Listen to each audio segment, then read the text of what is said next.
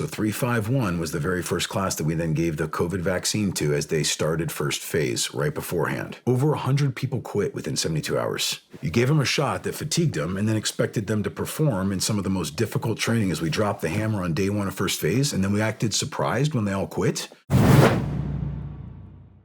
The only thing that changed between class 350 and 351, and this can be controversial, the mandatory COVID vaccine.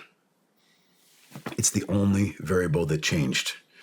Now, let me qualify that with, I do not want to get into the politicized debate about all the things that happened during COVID. However, what both sides of the aisle have absolutely agreed upon is that the vaccine produces fatigue, as does the virus, sometimes long fatigue. It happens. Having had the vaccine or the virus both times and the vaccine, I can tell you, yeah, it produces a lot of fatigue in me as well. So what's interesting is the mandate for the vaccine came down for class 350, but it was the week before they started Hell Week. So we said, no, we're going to waive that. That's way too close. It's way too much risk. We don't know what's going to happen. So we let them do it after Hell Week. So 351 was the very first class that we then gave the COVID vaccine to as they started first phase right beforehand. What's interesting about that too is all the attrition data for classes 351, 352, which is where Kyle died, and 353 show that the majority of the attrition happened within the first 48 to 72 hours of those classes, which was another anomaly that was different from everything we'd seen in the past. Well, kind of makes sense when you think about the fact that these guys were just really fatigued. You gave them a shot that fatigued them and then expected them to perform in some of the most difficult training as we dropped the hammer on day one of first phase, and then we acted surprised when they all quit. I can't remember which class it was, but one of them, over 100 people quit within 72 hours. The helmets had lined the corner. We weren't even done with week one. I brought in a PhD because I was losing my mind. I'm like, I need you to help me. Like, what is going on? And he said, Brad, I'm telling you, I've looked at this stuff for 14 years. I've studied every single soft branch and selection assessment and training. When this kind of thing happens, it's usually cadre running amok. I was like, come look, please, tell me. Tell me I'm taking crazy pills. He's like, I'm bringing my bias with me. Just so you know, I said, bring your bias. He walked away and said, it's not your cadre.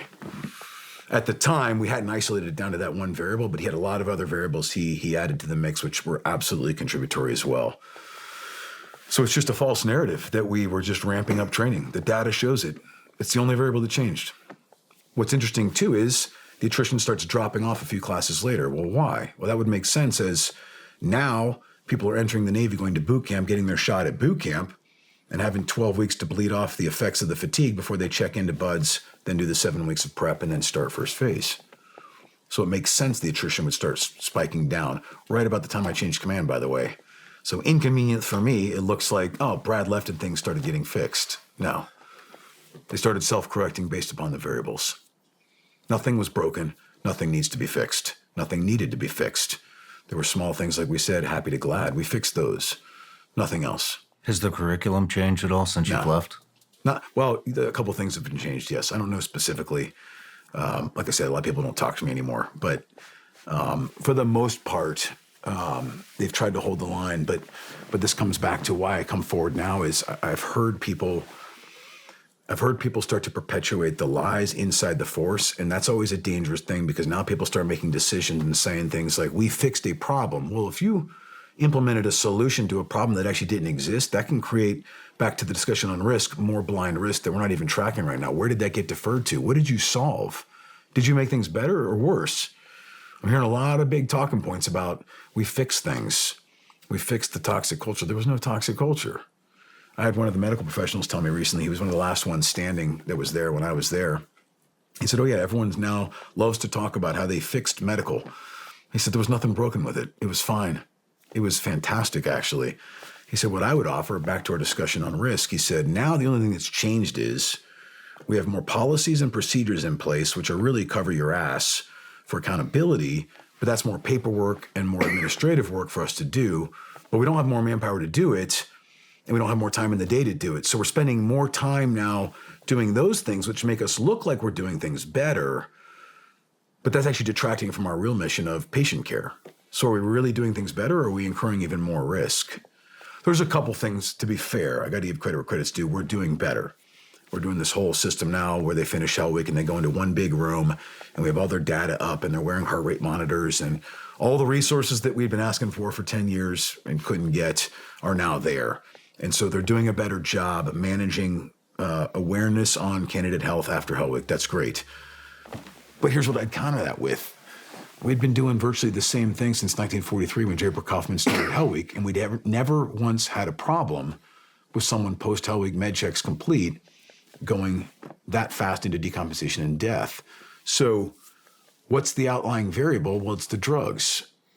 So if we just remove the drugs, well, then we probably wouldn't need all these other resources to do all this other stuff, which makes it look like we're doing better, because there's only a problem because of this unknown variable at the time. Have they implemented any type of drug policy? Yes. There is now an official drug policy, and they are testing for it. They have the resources and the authorities for it. So that is happening, which is good. But this is the other... Why did they implement that? I don't understand. Great question. Because it's hazardous to your health, apparently. Yeah. I mean, if there's never been a problem with that before, then why did they implement it all of a sudden? Great question. Right. Why spend the money for the expensive tests for steroids, the additional testing? Especially if he didn't die due to steroids. It's interesting. The other unintended consequence, two other unintended consequences, back to decisions and what are we incentivizing and disincentivizing. The greatest deterrent factor we had for candidates to be afraid of using PEDs was this fear that Kyle had died because of the PEDs, which I think is accurate and fair. That's a natural fear that people are now who were thinking about taking that risk. Because, by the way, these are young 18 to 24-year-old men. They tend to make bad decisions from time to time, I hear. So they were willing to take those risks, but they were fearful now that could have killed them. So a lot of them, I'm going cold turkey here. What I heard from the candidate network, because I kept in touch with quite a few of them, when the Navy released that press statement saying drugs didn't kill him, well, the candidates believed that. So we just sabotaged our own efforts. If we really don't want them to use drugs, we just sabotaged that because we removed the fear factor and the only deterrent we really had. Now we're back to square one of, well, it's a policy and you better not do it, and we mean it.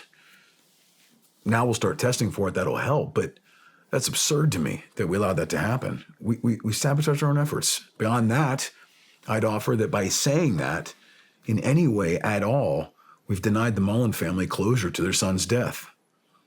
That's cruel. Because without that as the causative factor, they're always going to pursue an answer. Well, why did he die? Who failed? Someone must have failed. That's cruel. That's cruel. It puts them on a never-ending search for closure, which I don't think you'll ever find because you're looking in the wrong direction. Kyle wasn't the villain here. That's not the moral of this story. Kyle was a young man who made a couple bad decisions.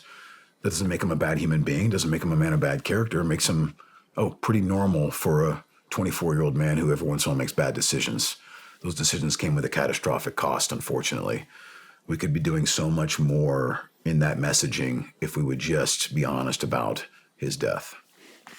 Yeah, I'm glad you said that. I mean, that it's not Kyle, it's not his family, it's the Navy.